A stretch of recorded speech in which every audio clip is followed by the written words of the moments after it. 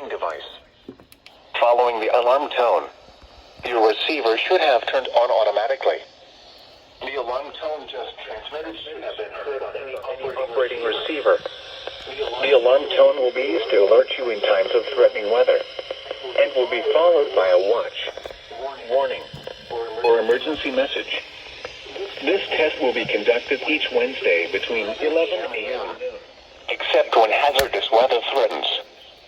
The test will then be postponed until the first fair weather day. Once again, this has been a test of the NOAA weather radio warning device. We now return to normal programming.